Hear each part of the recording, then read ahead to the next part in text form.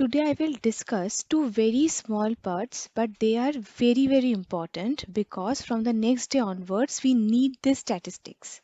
If you see this file, see you have one part which is known as data skew. So whenever we are talking about data skew, then we will have some values. Now today, our main intention is to understand what do you mean by skewness and what is the meaning of these values. So first understand the concept, then you can judge what is the meaning of these values. So let's start with data skew.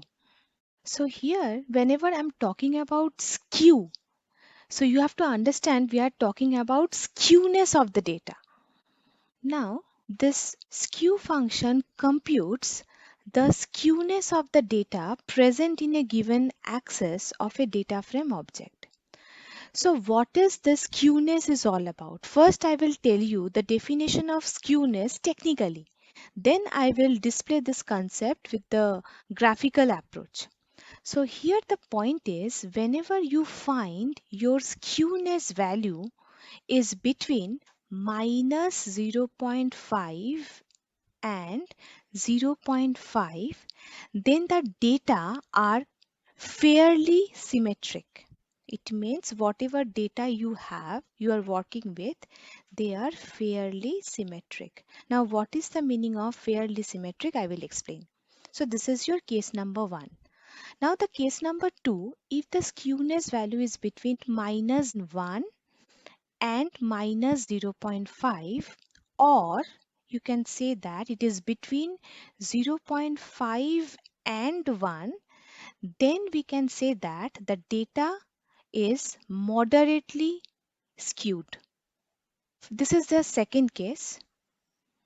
And the third case will be if the skewness is less than minus 1, or we can say that the skewness is greater than 1, then the data is highly skewed. So this is the technical factor about skewness, but we have to understand this concept in details so that we could find out some specific inference. So here, if you ask me this question, what do you mean by skewness?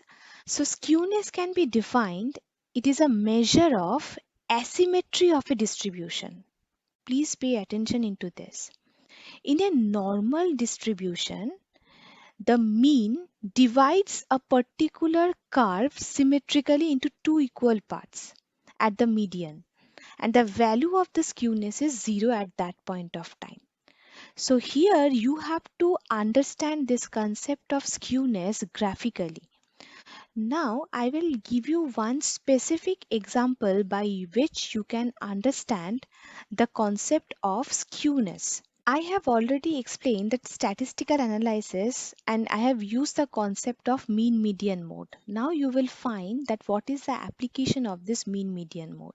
See, whenever I'm talking about skewed curve, then you will find this kind of curve which is very popular. One is this kind of curve, another one is this kind of curve, and another one is this kind of curve.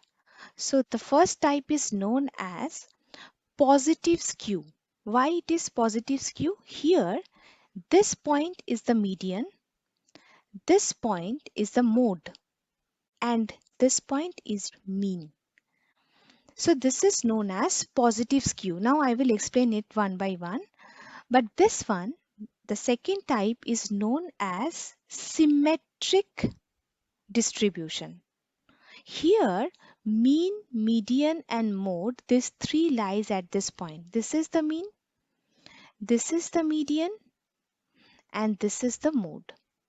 And for the third case, it is known as negative skewed. It means this point is median, this point is mode, and this point is mean. Now, from this discussion, one point is very much clear, that is to understand the skewness of your data, you need these three statistical value: mean, median and mode. Now what is the significance of this three value? You have to evaluate. So in this case, what we have observed here, you can see that the value of mean is greater than the value of the mode. And also you can find that median is greater than mode. And see, here also we can say that mean is greater than median also. So these are the three statistics we are finding. So whenever we have this three kind of statistics, we will find a right skewed graph, means long tail which is extended to the right of the positive side of the axis. So now we have to sum up all this concept. So in nutshell, there is one conclusion. That is, when a distribution is asymmetrical, the tail of the distribution is skewed to one side. So first point you have to remember, which is a very, very important point. If your data distribution is asymmetrical, then you will find a tail like this. Either it is on the left side or it is on the right side. So this is the first point. Now the second point is, when the value of the skewness, so whatever value you have evaluated as skewness value, if the value is negative, then the tail of the distribution is longer towards left. Similarly, we can say that if the value of the skewness is positive, then the tail of the distribution is longer towards right. So these are the general observation that we can conclude from this discussion.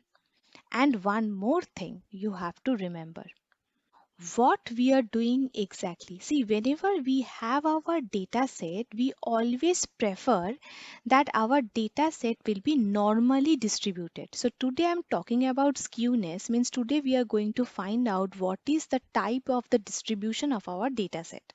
So what do you mean by normal distribution? So here the point is, normal distribution means, if I talk about a graph, the graph appears symmetrically.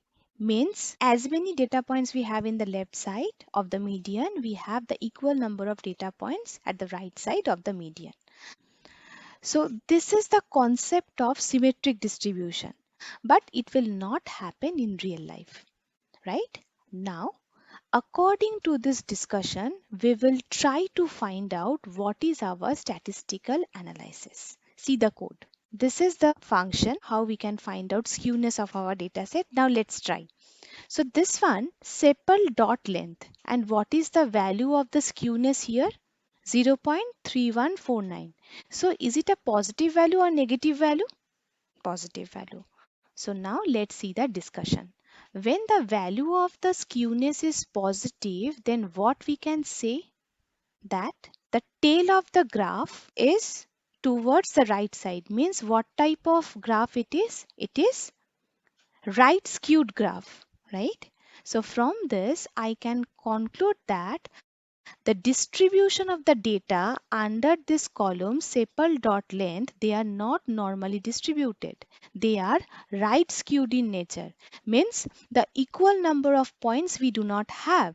And also I have defined one more point. You will remember.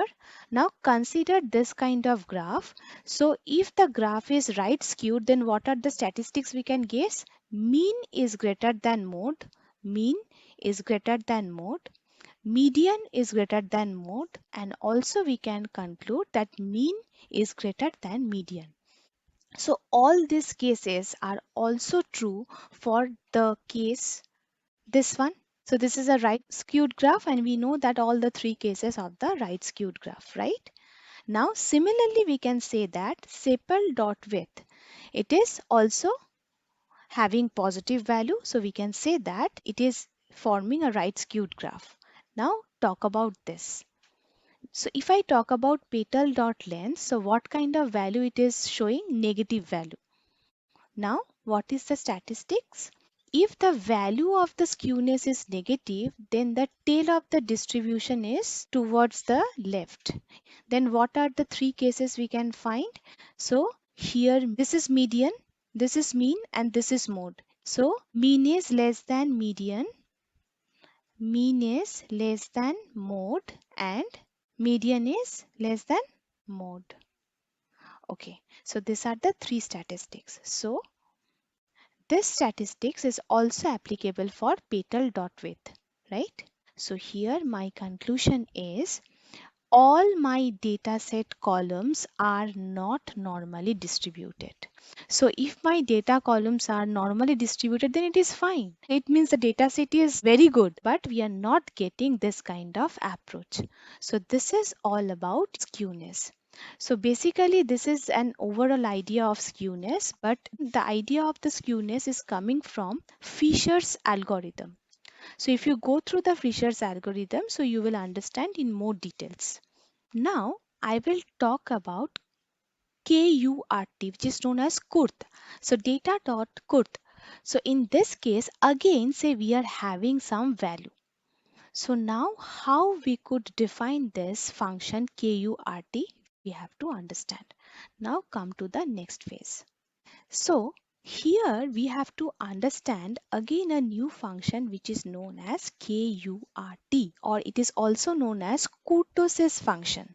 So whenever I am talking about this Kutosis function, it describes peakness of distribution.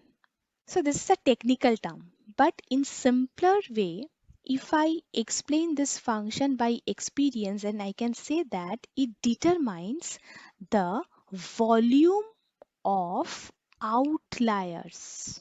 So this is the most important concept. So what is the volume of outlier in your data set? You can find out using this KURT or kurtosis function. So now first let me explain what do you mean by outlier. See, in simpler words, I can say that outlier is an object that deviates significantly from the rest of the object collection. I'm giving you a very simple example.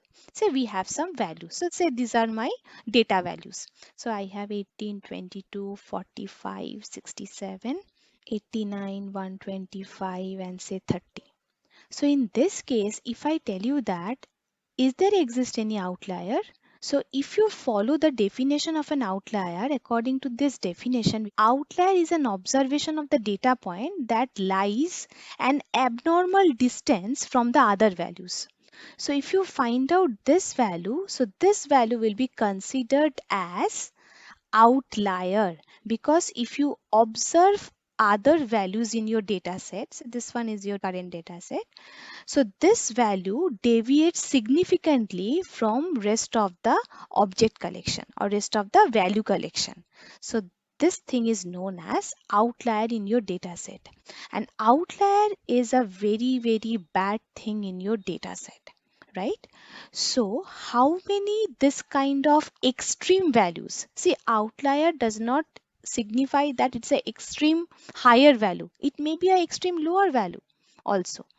So if we have this kind of extreme values, either higher or lower in our data set, so as a result, what we will get, if I use any machine learning algorithm, the accuracy of the machine learning algorithm will be significantly hampered by the presence of these outliers. So we have to use this kurtosis function so that we could find out the volume of the outlier.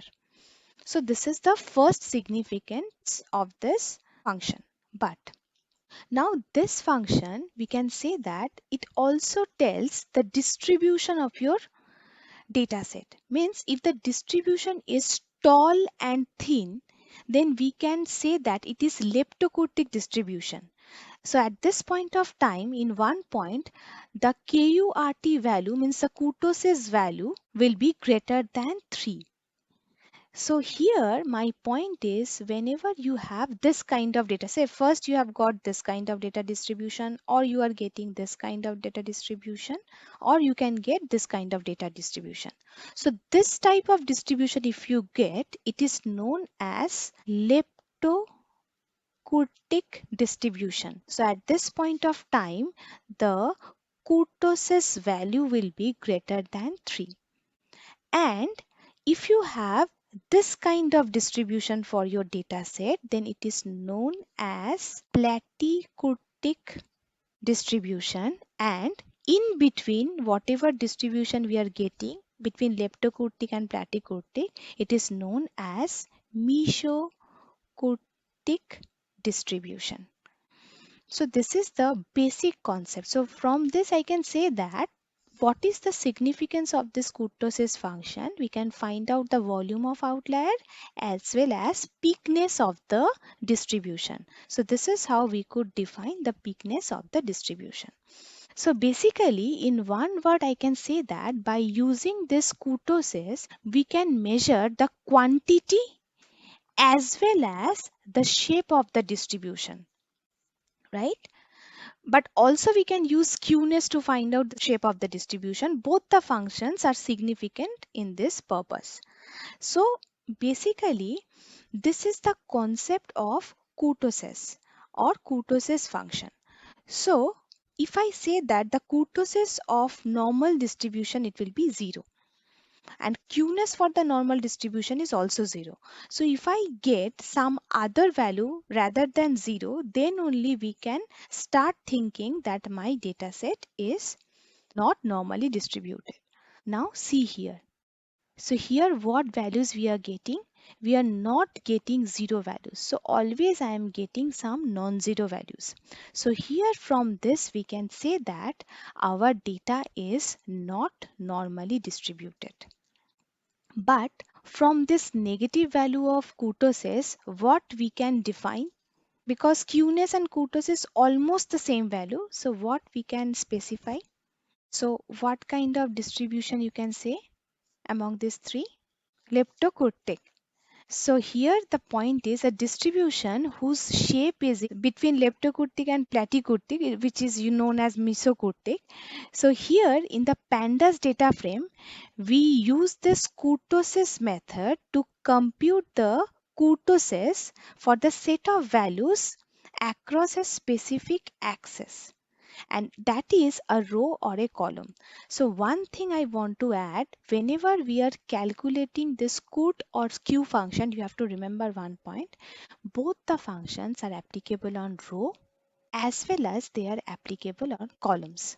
But try to understand, in my data set, we have column related features, means we are going to analyze the features of our data set. That's why I am using this function on the columns only, right? So this is the significance of this skew and kut function. And also I want to tell you one thing, that is, see here. See, this is the visualization plot. And this plot is another kind of plot which is very, very important. Each time I was talking about balanced data and unbalanced data set. To see the balance of your data set, means how many samples you have for each and every classes, you have to use one plot which is known as count plot. So see, I am applying this count plot on the last column, which is a variety column. We want to see how many samples we have in each classes. This information is kept in the last column. So that's why this count plot is applied on the last column. And see one thing, for executing or invoking the count plot, I am using an alias which is SNS. And SNS is basically coming from the library function cbond. So that's why you have to understand this cbond library function is used to plot this kind of graphical visualization. And from this visualization, it is clear that we have equal number of samples in each classes, right? So this is all our statistical analysis. So now I have one more discussion with you. That is, whatever discussion we have performed so far, why, where it is applied. So all this statistical analysis that I have defined so far, those analyses are used here. See, so whenever we have, see this kind of plot, what kind of scenario it is depicting? It is depicting the data distribution, right? So data distribution means what? It is the outcome of skewness and Kutosis function. So now we will apply each and everything on our data set. So these are the application of those function, and from this we will find out the significant inference from our data set. See? So let's check this one. So now we are doing the data visualization part. So now we know how to use each and every plot. So let's start with the data visualization part. So here I am not defining each and everything, and this is an initial setup that I have made to visualize my graph in a better way. So I will explain this one, but let's concentrate on the inference. So here, please try to understand one point. The most significant point is why we are analyzing data so that we could find out a significant inference from my data set. So I'm not explaining this part, it is already done. Now come directly to the analysis part. See, the first analysis is this one. If you see this kind of data analysis, now first you have to check what kind of plot I am using. So from this alias SNS, which is coming from Seaborn library, I am using a plot which is known as scatter plot.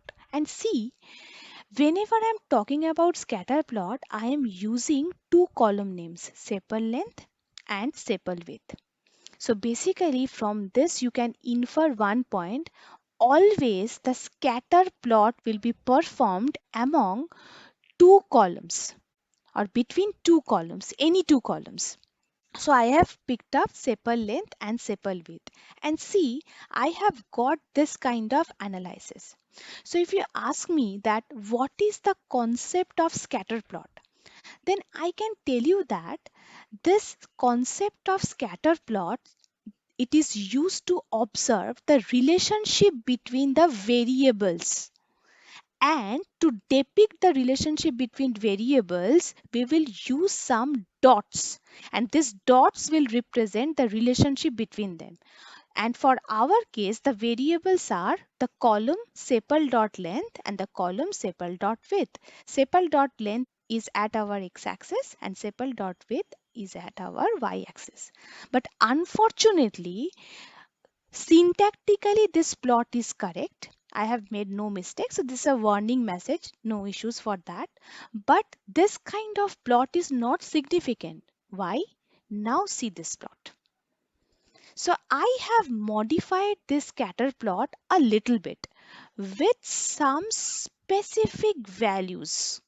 I have added two more parameters in the scatter plot, and see what I have got. I have got this kind of plot, and in my plot we have some legend. So try to understand, whenever you are using simple scatter plot function, it will give you some dots of the same color. By visualizing this dot, you will not be able to infer anything. So here my point is, whenever you are using the syntax of scatter plot, instead of using two column names, here you have to add two arguments, that is hue and as well as s. So now I will explain what is this hue and what is this s. But conceptually you will understand, see, this hue parameter is working on a column variety. And after adding this column variety, what I am getting here three significant colors, blue, orange and green, where blue signifies type 1 setosa, orange signifies versicolor and green signifies virginica. So from this graph, what I am getting, actually I am getting a comparison between sepal width and sepal length among the three specific category. So from this, it is very much clear to us that what is the statistical or what is the significance of the setosa sepal width and setosa sepal length. Similarly, I can say that what is the status of sepal length versus sepal width for versicolor and virginica. So if you observe this graph carefully, I can say that the property sepal length versus sepal width for setosa, blue one, is clearly separable from other two types. Whereas it is very difficult to distinguish between other two categories, versicolor and virginica, on the basis of sepal length versus sepal width because they are almost similar. So that's why we are getting the mix of green and orange over here. So this kind of analysis we will find from scatter plot. Now first I will talk about this S. So if you increase the value of S, so what will happen? You can write it as 100. So this parameter is used to increase the volume of the dot, means the size of the dot will increase. That's it. So here I have made the dot value as 50 in order to see a reasonable size. And what is this hue is all about? So technically we know what is this hue is all about, but we can say that this hue is basically a vector, or you can say it is a key in data. So it is used for grouping variable that will produce a point with different colors, and the values can be either categorical or numbers. So color mapping will behave differently. So whenever you want to enforce color mapping in your scatter plot, then you have to use this hue, and you have to choose the specific column that can be used for hue. Here this column may be categorical, may be numeric. So for our case, variety is the last column, it is a categorical column where we have this three category, right? So this kind of scatter plot is of no use. Now, again I am trying another scatter plot between petal length and petal width. So I have explained here hue is missing. So it means I will get some statistics, but I will not be able to explain it. So I will enforce hue in it. So whenever I am enforcing hue in it, we will get the significant color distribution. Here we can conclude that if we plot petal length versus petal width scatter plot, again setosa is clearly different from other two categories. And also I can say that versicolor and virginica, they are not overlapping, means we can also differentiate these two on the basis of petal length and petal width. So now the question is, if I give you the task of classifying this flower categories, which attribute you will pick? So it is better to always pick the petal length and petal width, because on the basis of these two attributes, these three colors are separable, clearly visible. But if you pick up sepal length and sepal width, what will happen? Type 1 is clearly visible. It is separate from other two, but other two categories are overlapping. So I will prefer to use these two columns. Now come here. Now to see the overall statistics of your data value along with the distribution. See, this is the thing. I was talking about distribution, right? Skew and Kutosis function. And see, this is the plot where I have merged the data distribution as well as scatter plot together. And this kind of plot is known as pair plot. And also, this pair plot will be executed or invoked with the help of SNS alias, which is coming from the library Cbond. And here you know that why I have used this hue function, so that I could define the three colors clearly. But now see what is the significance of this pair plot. So in this pair plot, how you can see this one? Say consider this graph. Say I want to compare between petal length and petal width. See here, try to understand what is the problem. Here at a time only two columns can be comparable. Now you can ask me one question, okay, ma'am, you compare between other two, or you can compare with sepal length with petal width. So it is not possible for me to each time plot one scatter plot. Shortcut is the pair plot. So here what we are doing, we are just plotting the value like this. See, here we can compare anything. So how you can visualize? Say consider this graph, this plot, this one. So what kind of plot it is? So you have to see like this. It is coming from here. So it is petal length versus sepal width. So if I compare sepal width versus petal length, then I will get this position. Also, if I compare sepal length with petal width, this one. So sepal length versus petal width. So by which now you can compare each and every attribute, and from this you can clearly say that which two attributes will be significant for comparison. So for me, see here, this one means the top row, the third value here, this one is easily separable. Here blue, orange and green I am finding. So what is the parameter, or what are the column I have used? It is sepal length versus petal length. So if I compare sepal length versus petal length, then I can find clear distinguish, means clear separation between these three types. Also, if I compare this one, sepal width versus petal width. Also, I can find out a clear margin by which we can separate three flowers. So similarly, you can check the significance of or mix and match of the attributes by which we can separate your three kinds of flowers. And already I have defined this one. So if you want to find out the distribution, the skewness or kurtosis value among sepal length versus say sepal width. So sepal length versus sepal width, this intersection is coming here, sepal width and sepal length. So diagonally, I am getting the values. Now there is one trick. So here you have to understand what is the significance of scatter plot. See, scatter plot means we have to plot two column values, then we have to compare them.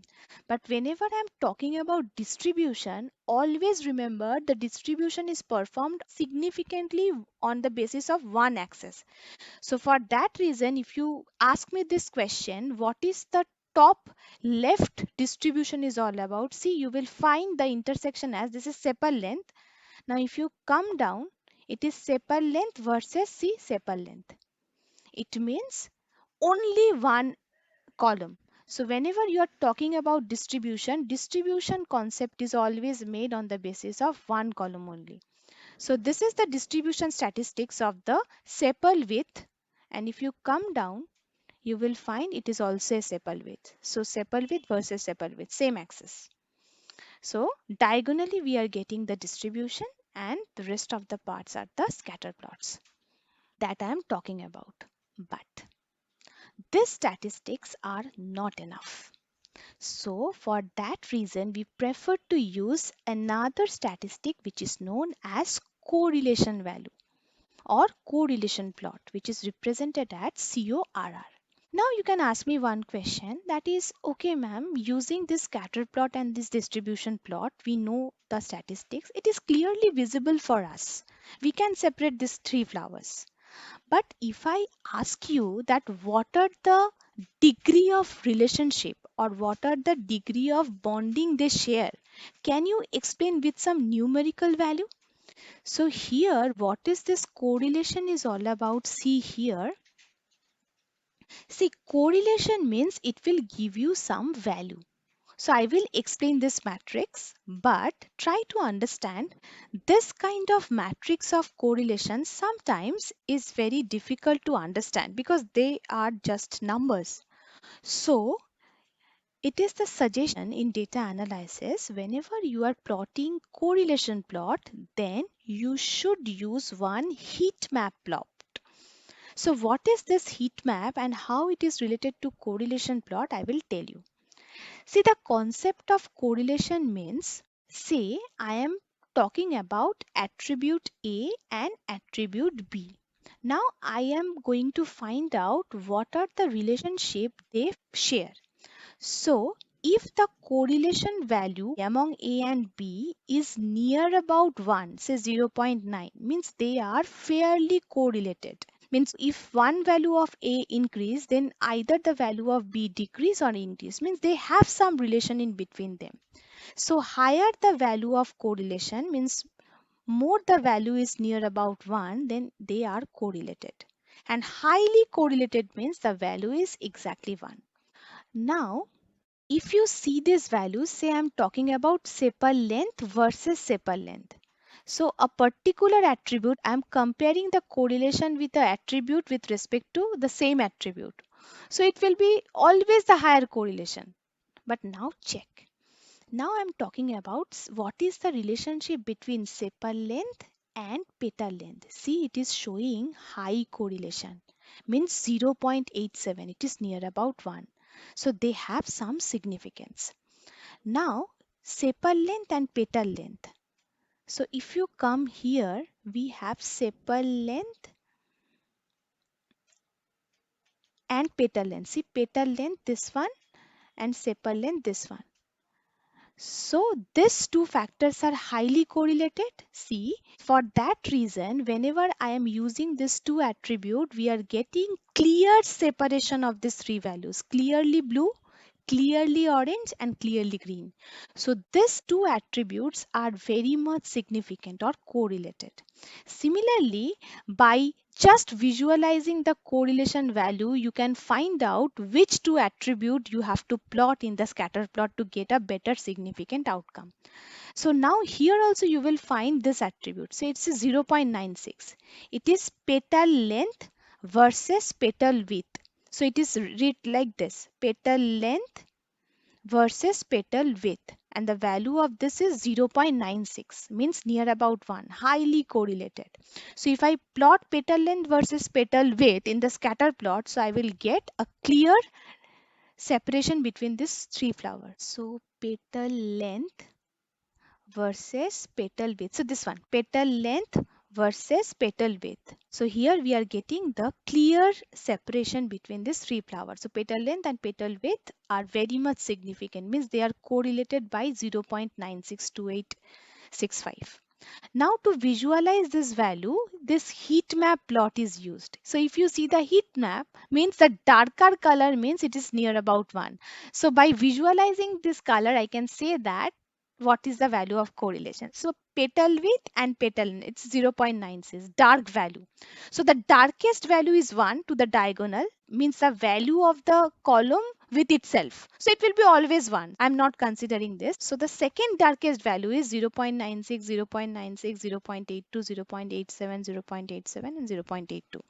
So these are the highly correlated value, and if you can check sepal length versus petal length 0.87. So we can use them for scatter plot. Sepal length versus petal width, we can use them for a scatter plot. Also petal width versus petal length, and also petal length versus petal width. Yes. So these are the same values 0.96. So this is the significance of the heat map. So up to this, we have done data statistics and data visualization. I think now it is clear why we have performed so many analysis, statistical analysis with some numbers, so that we can conclude all these values on our data set with some significant analysis. In the next step, we will try to find out the classification algorithm and some more analysis on these data sets.